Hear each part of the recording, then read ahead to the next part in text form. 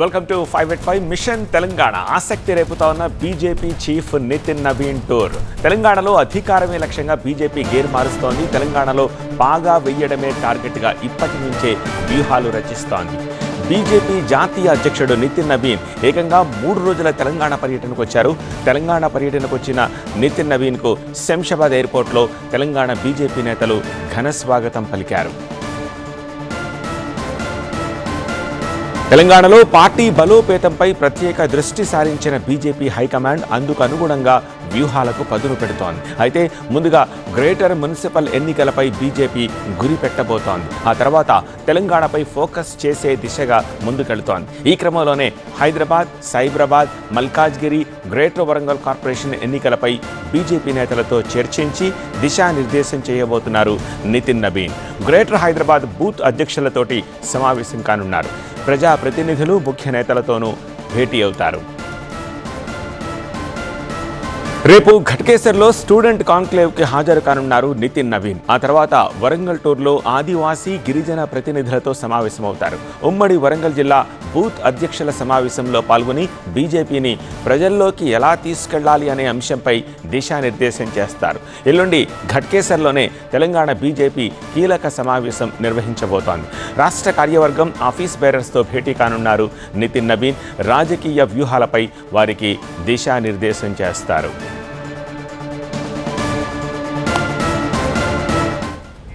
Nitin Naveen 3 days టూర్కి సంబంధించిన పూర్తి అప్డేట్స్ మా ప్రతినిధి విద్యాసాగర్ అందిస్తారు. విద్యాసాగర్, తెలంగాణలో అధికారమే లక్ష్యంగా బీజేపీ జాతీయ అధ్యక్షుడు నితిన్ నవీన్ పర్యటన కొనసాగుతుంది. ప్రస్తుతం ఆయన నాంపల్లి ఎగ్జిబిషన్ గ్రౌండ్లో జిహెచ్ఎంసీ పరిధిలో ఉన్నటువంటి బూత్ లెవెల్ స్థాయి అధ్యక్షుల సమావేశంలో పాల్గొన్నారు. అంతకుముందే హైదరాబాద్ చేరుకున్నటువంటి నితిన్ నవీన్కు బీజేపీ రాష్ట్ర అధ్యక్షుడు రామచంద్రరావు, కేంద్ర మంత్రులు, ఎంపీలు, ఎమ్మెల్యేలంతా కూడా స్వాగతం పలగా అక్కడి నుంచి రంగారెడ్డి జిల్లా పార్టీ కార్యాలయాన్ని ఆయన ప్రారంభించి అక్కడి నుంచి మరొక 8 జిల్లా పార్టీ కార్యాలయాలను వర్చువల్గా ప్రారంభించారు. ప్రధానంగా ప్రస్తుతము ఈ గ్రేటర్ పరిధిలో రానున్నటువంటి 3 కార్పొరేషన్లు, ఇటు హైదరాబాద్తో పాటు మల్కాజిగిరి, సైబరాబాద్ 3 కార్పొరేషన్లలో అధికారమే అజెండాగా ముఖ్యంగా గ్రేటర్లో జెండా పాతేందుకు బూత్ స్థాయి అధ్యక్షులందరికీ కూడా దిశానిర్దేశం చేస్తున్నారు.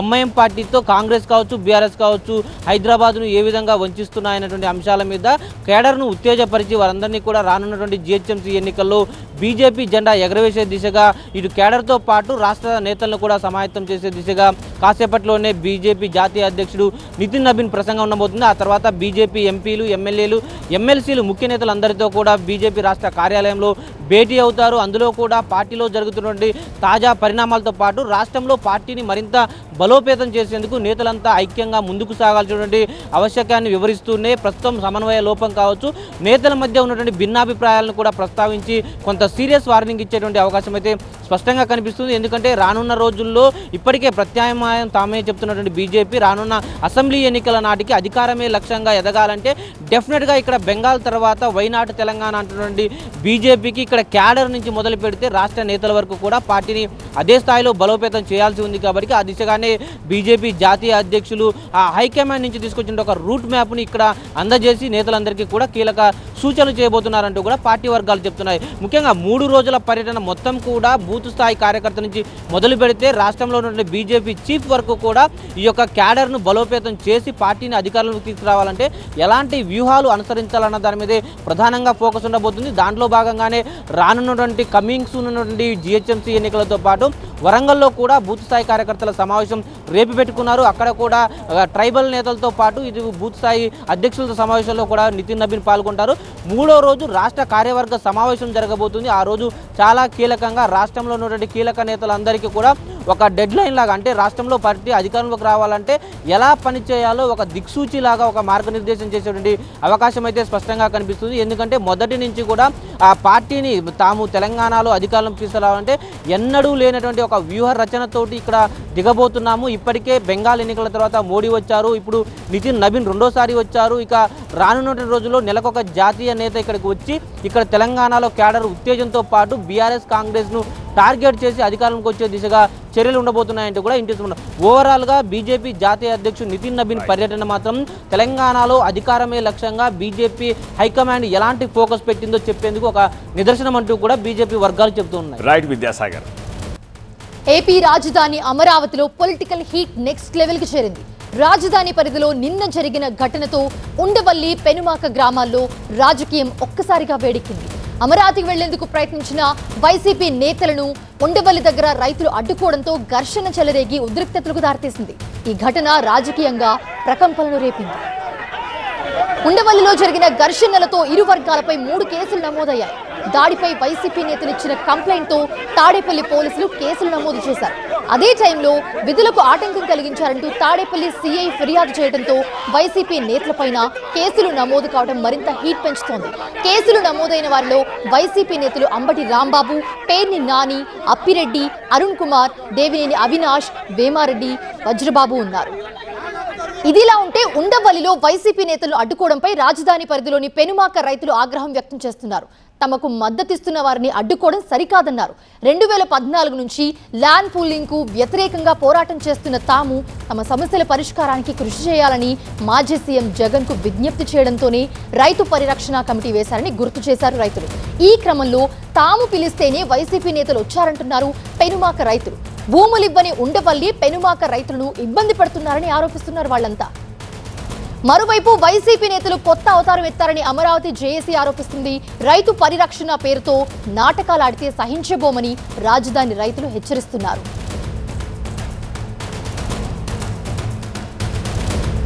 ఓవరాల్ అంశానికి సంబంధించి మరిన్ని అప్డేట్స్ అందించడానికి మా ప్రతినిధి శివకుమార్ అందుబాటులో ఉన్నారు. శివకుమార్, నిన్న జరిగిన ఘర్షణ గురించి చూసాము, ఏ రేంజ్ లో జరిగిందో, అసలు మొత్తం ఈ ఓవరాల్ సబ్జెక్ట్ మీద రైతుల వర్షన్ ఏంటి, వైసీపీ నేతలు ఏం చెప్తున్నారు, రైతుల డిమాండ్స్ ఎలా ఉన్నాయి అసలు? అమరావతి రాజధానిలో నిన్న వైసీపీ నేతల పర్యటన అయితే ఇప్పుడు ఒక కొత్త రాజకీయానికైతే తెరలేపిందని చెప్పుకోవచ్చు. నిన్న జరిగినటువంటి విషయం మొత్తం కూడా అందరికీ తెలిసిందే. ఇప్పటికే ఈ ఘటన మీద పోలీసులు కూడా పలు సెక్షన్ల కింద కేసులు నమోదు చేశారు. అయితే వైసీపీ నేతలు కావాలనే ఒక కుట్ర పన్ని అమరావతి రాజధాని ప్రాంతంలో పర్యటనకు వచ్చారని చెప్పని ఇటు టీడీపీ నేతలతో పాటు అక్కడ ఉన్నటువంటి రైతులు కూడా పెద్ద ఎత్తున ఆందోళన చేస్తూ ఉన్నారు. నిన్న జరిగినటువంటి ఇష్యూ మొత్తం కూడా చూసినటువంటి పరిస్థితి. అయితే నిన్న వైసీపీ నేతలందరూ కూడా పెద్ద ఎత్తున కాన్వాయ్తో అమరావతి రాజధాని ప్రాంతానికి రావటం, అక్కడ ఉన్నటువంటి స్థానిక రైతాంగం కూడా ఆ కాన్వాయ్ని అడ్డుకున్న నేపథ్యంలో అక్కడ ఉద్రిక్త పరిస్థితులు చోటు చేసుకున్నాయి. అదే క్రమంలో అక్కడ ఉన్నటువంటి పోలీసుల మీద కూడా రాళ్ల దాడి జరిగిన నేపథ్యంలో ఈ ఘటన అయితే మరింత చాలా హీట్ పుట్టిస్తూ ఉంది. ఈ అంశానికి సంబంధించి ఇప్పటికే సీఎం చంద్రబాబు కూడా చాలా సీరియస్గా తీసుకొని ఈ కేసునైతే అత్యంత దర్యాప్తును అయితే వేగవంతం చేసి చాలా సీరియస్గా దర్యాప్తు జరపాలని కూడా ఆదేశాలు జారీ చేశారు. విధులకు కూడా ఆటంకం కలిగించారని చెప్పని తాడేపల్లి సీఏ ఇచ్చినటువంటి కంప్లైంట్ను బేస్ చేసుకొని పలు సెక్షన్ల కింద కూడా పోలీసులు కేసు నమోదు చేశారు. ఈ కేసులో ప్రధానంగా నిందితులు నిన్న రాళ్ల దాడి జరిపినటువంటి నిందితులు ఎవరు అనే గుర్తించే పనిలో కూడా పోలీసులు ఉన్నటువంటి పరిస్థితి. అయితే గతంలో మంగళగిరి టీడీపీ ఆఫీసు దాడి ఘటనలో ఉన్నటువంటి కొంతమంది వ్యక్తులు కూడా నిన్న వైసీపీ నేతలతో వచ్చారని చెప్పని టీడీపీ నేతలు ప్రధానంగా ఆరోపణలు చేస్తూ ఉన్నారు. ఇప్పుడు ఈ ఘటనకు సంబంధించి అన్ని కోణాల్లో దర్యాప్తు జరుగుతూ ఉన్నటువంటి పరిస్థితి. మరోవైపు వైసీపీకి సంబంధించినటువంటి కొంతమంది రైతులు నిన్న జగన్ దగ్గరకు వచ్చి అమరావతి రాజధాని ప్రాంతంలో జరుగుతున్నటువంటి పలు సమస్యలను జగన్ దృష్టికి తీసుకొచ్చారు. ఈ నేపథ్యంలోనే ఒక కమిటీని ఏర్పాటు చేసి రాజధాని ప్రాంతంలో పర్యటించి అక్కడ క్షుణ్ణంగా అక్కడ ఉన్నటువంటి పరిశీలనను మొత్తం కూడా చేయాలని చెప్పని జగన్ ఆదేశించిన నేపథ్యంలోనే వాళ్ళు కాన్వాయ్గా బయలుదేరి వెళ్తున్న క్రమంలో ఈ ఘటన జరిగిన నేపథ్యంలో ఇప్పుడు ఇది రాజకీయంగా మరింత హీట్ ఎక్కుతూ ఉంది. అక్కడ ఉన్నటువంటి అమరావతి రాజధాని రైతులు కూడా ఈ యొక్క కమిటీని అయితే తీవ్రంగా వ్యతిరేకిస్తూ ఉన్నారు. ఏ విధంగా రాజధాని ప్రాంతంలో పర్యటిస్తారు, గతంలో 5 ఏళ్ల పాలనలో వైసీపీ 5 ఏళ్ల పాలనలో ఏమీ అభివృద్ధి జరగకుండా అడ్డుకున్నారు, ఇప్పుడు ఏ విధంగా అమరావతి రాజధాని ప్రాంతంలోకి వచ్చి పర్యటిస్తారంటూ కూడా వాళ్ళు తీవ్రంగా వ్యతిరేకిస్తున్న నేపథ్యంలో ఇప్పుడు రాజకీయంగా పెద్ద చర్చనీయాంశమైంది. ఇటు వైసీపీ టీడీపీ నేతలు ఒకరిపై ఒకరు విమర్శలు చేసుకుంటున్నటువంటి పరిస్థితి. మరోవైపు ఈ ఘటనకు సంబంధించి కూడా కేసులు నమోదైన నేపథ్యంలో పోలీసులు కూడా అన్ని కోణాల్లో దర్యాప్తు చేస్తున్నటువంటి పరిస్థితి కూడా ఇక్కడ కనపడుతుంది. Over to studio. Coming to third news, Hydraa మరోసారి హాట్ టాపిక్ గా మారింది. సికింద్రాబాద్ బోయిన్పల్లి డివిజన్ అస్మత్పేట్లో కూల్చివేతలు పొలిటికల్ గా కాకరేపుతున్నాయి. బాధితుల్ని పరామర్శించిన బీజేపీ ఎంపీ ఈటెల రాజేందర్ హైడ్రా తీరుపై ఆగ్రహం వ్యక్తం చేశారు. హైడ్రాకి దమ్ముంటే భూమి కబ్జా చేసిన వారిని జైల్లో పెట్టాలన్నారు. హైడ్రాకి భూ కబ్జాదారులని శిక్షించే దమ్ము లేదంటూ హాట్ కమెంట్స్ చేశారు ఆయన. హైడ్రాకి రాజకీయ నాయకులు కనబడరని, కేవలం పేద ఇళ్లను కూల్చడం మాత్రమే తెలుసంటూ ఓ రేంజ్లో ఫైర్ అయ్యారు. ఇవాళ హైడ్రా కనికరం లేకుండా కన్నీళ్లు కారుతున్న ఆర్తనాదాలు పెట్టిన పేదలు కట్టుకున్న గూడు వాళ్ళ కళ్ళ ముందే కూల్చేస్తున్నప్పుడు ప్రజలు శాపనార్థాలు పెట్టడం తప్ప ఇంకా ఏమీ చేయలేని నిస్సహాయ పరిస్థితులు ఉన్నట్టుగా అర్థమవుతాం. ఈ హైడ్రా దొంగచాటున వాళ్ళకు దమ్ము లేదు. వాళ్ళకు దమ్ముంటే ఇది ప్రభుత్వ భూమా, ఇది గవర్నమెంట్ భూమా ఎంక్వైరీ చేయాలి. ఒకవేళ ఇది గవర్నమెంట్ భూమి అయితే దీన్ని ఎవరు లేఅవుట్ చేసిండ్రు, ఎవడు బ్రోకరు, వీళ్ళకి సహకరించిన అధికారులు ఎవరు, వీళ్ళకు సహకరించిన రాజకీయ నాయకులు ఎవరు, వాళ్ళ మీద కేసు పెట్టాలి. దమ్ముంటే వాళ్ళు జైళ్ళ పాలు చేయాలి. కానీ ఈ హైడ్రా అధికారులను ముట్టుకునే దమ్ము వీళ్ళకు లేదు. హైడ్రాకు భూ కబ్జాదారులను తీసుకొచ్చి శిక్షించే అధికారం లేదు. ఈ హైడ్రాకు రాజకీయ నాయకుల పేరెత్తడానికి కూడా దమ్ము లేదు. హైడ్రాపై ఈటెల కామెంట్స్ చర్చనీయాంశమయ్యాయి. అంతేకాదు బాధితులకి అండగా ఉంటామని భరోసానిచ్చారు. వాళ్ళ పక్షాన పోరాడతామనటంలో నెక్స్ట్ ఏం చేయబోతున్నారు అన్నది ఇప్పుడు ఆసక్తికరంగా మారింది. ఎంపీ చేసినటువంటి కామెంట్స్ పై అటు హైడ్రా ఎలా రెస్పాండ్ అవుతుంది, కూల్చివేతలపై క్లారిటీ ఇచ్చే అవకాశాలు ఉన్నాయా, ఇప్పుడు తెలుసుకుందాం.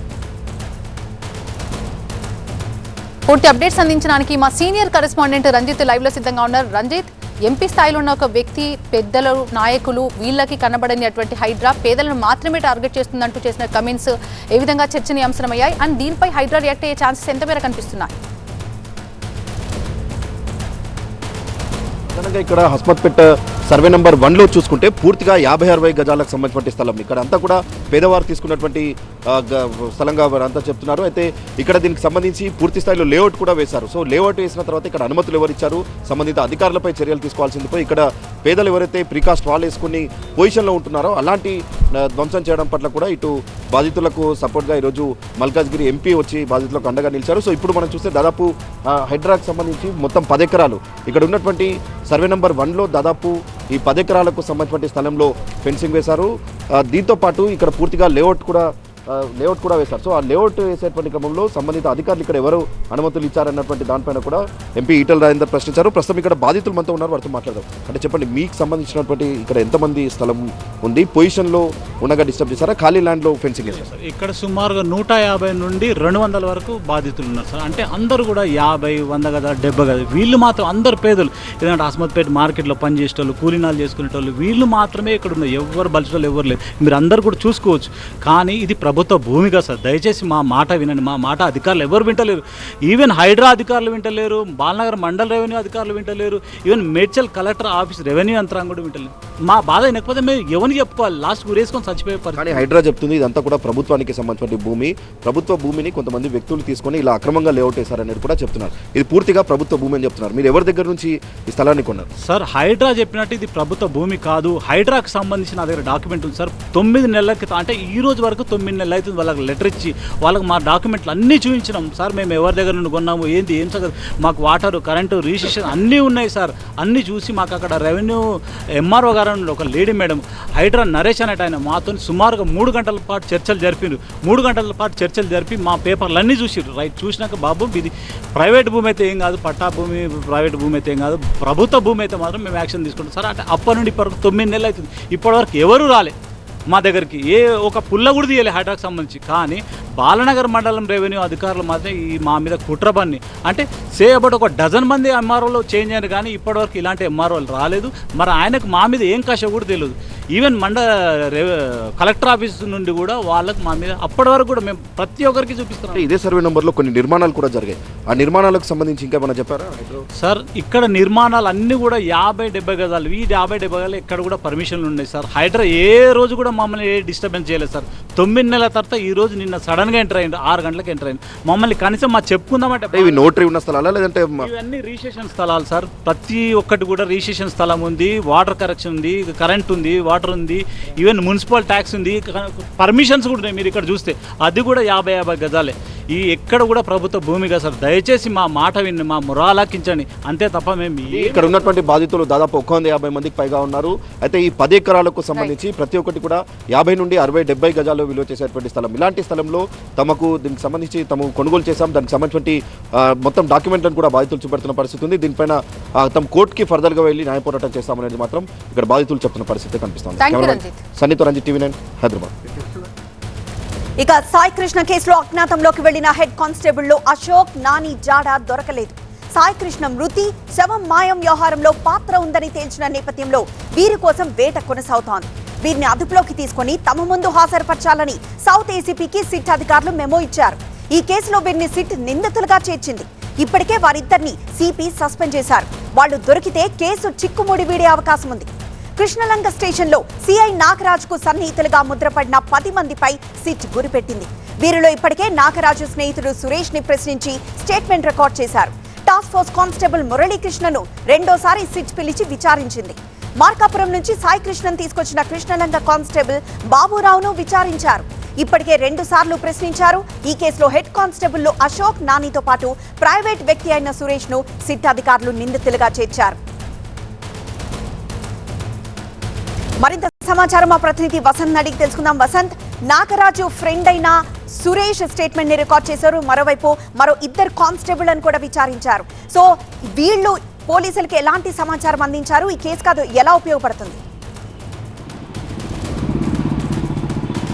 ఇక్కడ చాలా కీలకమైనటువంటి అంశం, Sai Krishna missing mystery lockup డెత్గా ఇప్పటికే సిట్ గుర్తించింది. కానీ లాకప్ డెత్ అయిన తర్వాత సాయి కృష్ణ మృతదేహాన్ని ఏం చేశారనే ప్రశ్నలకు సమాధానం రావాలి అంటే కనుక ప్రస్తుతం ఎవరైతే పరారులో ఉన్నటువంటి సిఏ అసిస్టెంట్గా ఉన్నటువంటి అశోక్, అలాగే జంగం నాని మరొక హెడ్ కానిస్టేబుల్ అవుతారు, వీరిద్దరూ దొరికితే తప్ప అసలు ఈ కేసులో ఏం జరిగింది అనేటువంటి చిక్కుముడులకు ప్రశ్నలకు సమాధానం దొరికేటటువంటి అవకాశం అవుతుంది. ఇప్పుడు ప్రస్తుతం సిఏ స్నేహితుడిగా ఉన్నటువంటి ఎవరైతే సాయి కృష్ణ మేనమావతో రాయబారం నడుపుతున్నటువంటి సురేష్ని ఇప్పటికే పోలీసులు అదుపులోకి తీసుకున్నారు. అతను ప్రైవేట్ వ్యక్తిగా ఉన్నటువంటి సురేష్ ఈ కేసులో ఎందుకు ఇన్వాల్వ్ అయ్యాడనే కొనలో సిట్టు దర్యాప్తు చేస్తున్నారు. ప్రస్తుతం అతన్ని అజ్ఞాతంలోంచి విచారిస్తున్నా, అతని నుంచి కీలక వివరాలు రాబట్టింది. కానీ ఈ కేసులో చిక్కుముడులు వేడాలి అంటే కనుక ప్రస్తుతం అశోక్ అలాగే నాని బయటకు వస్తే తప్ప, వాళ్ళని అరెస్ట్ చేస్తే తప్ప అసలు సాయి కృష్ణ మృతదేహాన్ని ఏం చేశారు, ఎక్కడి నుంచి ఎక్కడ తరలించారు, ఇందులో ఎవరెవరి ప్రమేయం ఉంది, ఎవరు ఇందులో ఇన్వాల్వ్ అయ్యారు, మృతదేహాన్ని తీసుకుని వెళ్ళి ఎక్కడ దానం చేశారు, అసలు సాయి కృష్ణ మార్కాపురం తీసుకొచ్చి టాస్క్ ఫోర్స్ పోలీసులు అప్పగించిన తర్వాత, టాస్క్ ఫోర్స్ పోలీసులు